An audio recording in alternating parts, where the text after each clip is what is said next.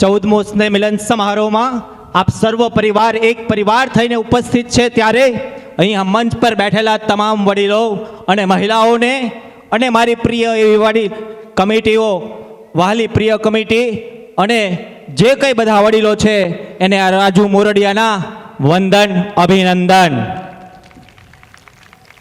કેમ છો પાટણા? મજામાં? કેટલી મજા છે?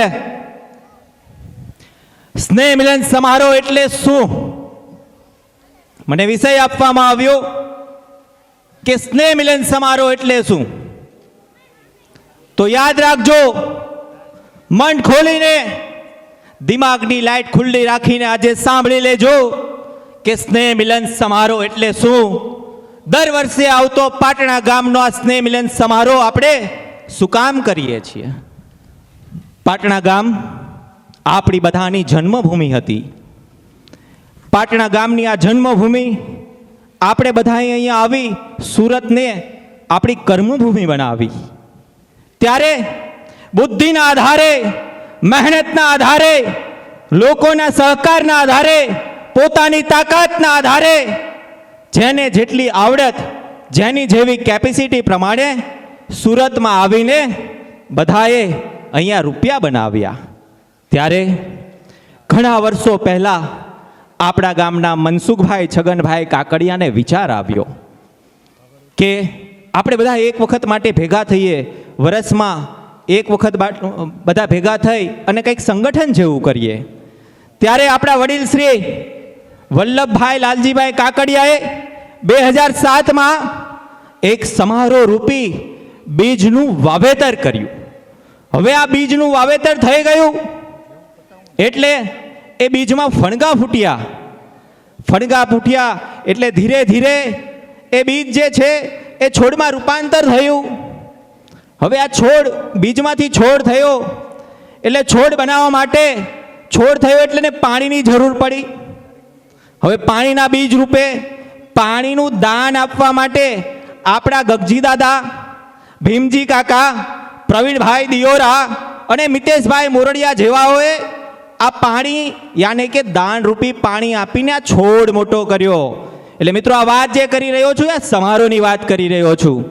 હવે પાણી આપ્યું એટલે આ છોડ મોટો થયો.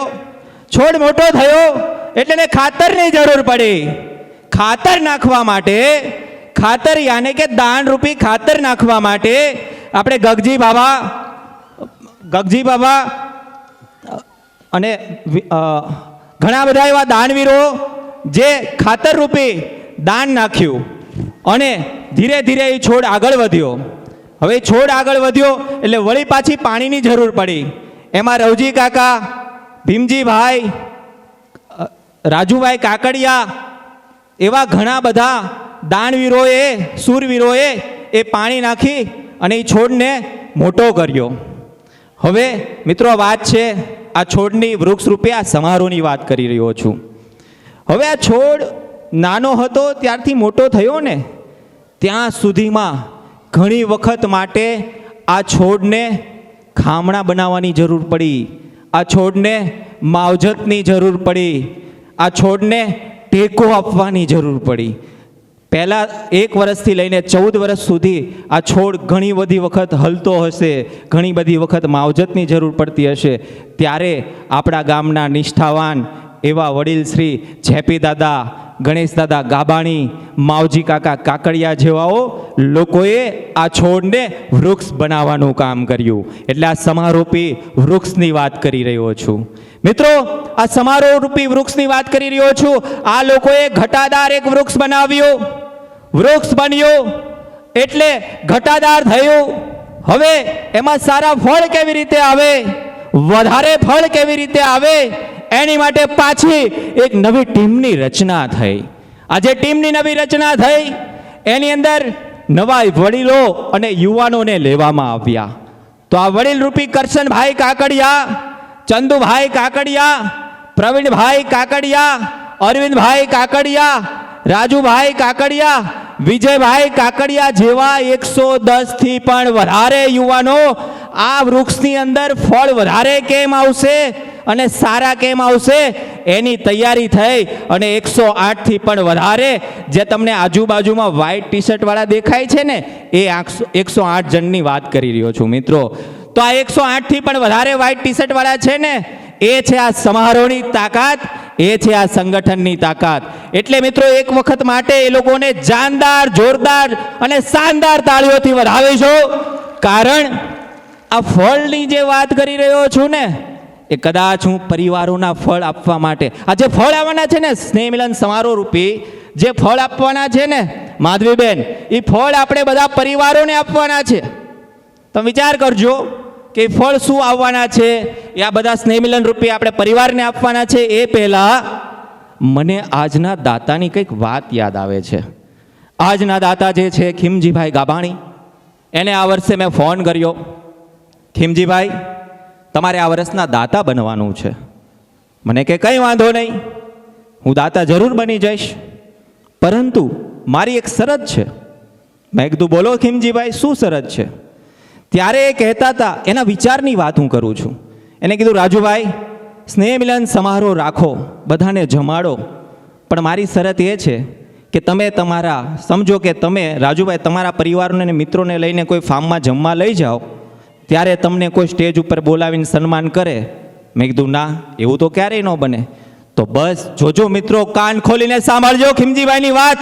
એને સેલ્યુટ કરવાનું મન થાય છે. ખીમજીભાઈ એમ કીધું કે આ પરિવાર બધો જે છે એ મારો ઘરનો પરિવાર છે, આ બધા મિત્રો છે એ મારા મિત્રો છે, આ બધા પરિવાર મારા પરિવાર હોય અને એને જમાડું તો એને સ્નેહ મિલન રૂપે હું જમાડતો હોય તો એમાં મને સ્ટેજ પર ના બોલાવવાના હોય. મિત્રો આ છે આપણા દાતાની ખુમારી, આ છે ખીમજીભાઈની ખુમારી. આ જે બેઠા છે ને એ આપણે વારંવાર કહેવાથી, બાકી એમને બિલકુલ તલભાર પણ ઇન્ટરેસ્ટ નહોતો. તો આવા આપણા ગામના ઘણા બધા દાતાઓ હોય છે. મિત્રો જ્યારે ફળની વાત કરી તો ફળ તમારા જેવા કોઈ પરિવારને જ આપણે આપવાનું નક્કી કરીએ છીએ. ફળ રૂપે એક જાહેરાત કરવાનું માન થાય. પટેલ પાટણા પરિવારની દીકરી 1 ધોરણથી લઈને 12 ધોરણ સુધી સાંભળજો, જે પણ પરિવારમાં તકલીફ છે, જે પરિવારમાં પોતાના બાળકો દીકરી દીકરીઓને ફી ભરી શકાય એવા નથી, તો એ પાટણા ગામ પટેલ પ્રગતિ મંડળ આજથી પહેલ કરે છે કે એ લોકોની ફી ભરવાનું કામ, એ ફળ રૂપી જે ફી ભરવાની છે એ હવેથી પાટણા પટેલ પ્રગતિ મંડળ કરશે. આ તમને ફળ આપવાનું 14 વર્ષે ચાલુ કર્યું. એટલે એક જાહેરાત આ છે. બીજી જાહેરાત એ છે કે પાટણા ગામ પટેલ પ્રગતિ મંડળના કોઈ પણ પરિવારની અંદર કોઈ પણ યુવતી, યુવક અથવા વડીલ કોઈ પણ જોબ વંચિત હોય, કોઈ પણને નોકરી ના મળતી હોય, કોઈ પણ પરિવાર તકલીફમાં હોય અને એના ઘરના એની નોકરી લગાવવાની જવાબદારી પણ પાટણા પટેલ પરિવાર કરવાનો છે આજથી. આ તમને બીજું ફળ આપવા જઈ રહ્યો છે આ સ્નેહ મિલન સમારોહ. એટલે હવેથી નક્કી કરજો મિત્રો કે સ્નેહ મિલન સમારોહ શેની માટે છે.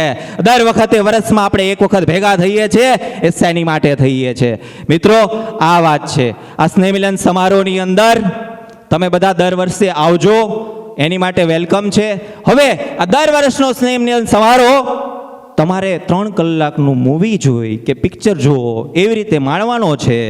અને આ પિક્ચર, આ મૂવી જેને ગમે એને વંદન અને જેને ના ગમે એને અભિનંદન. પરંતુ બસ એ જ મિત્રો, સૌ મળતા રહેશું, હસતા રહેશું. સૌને મારા જય સ્વામિનારાયણ.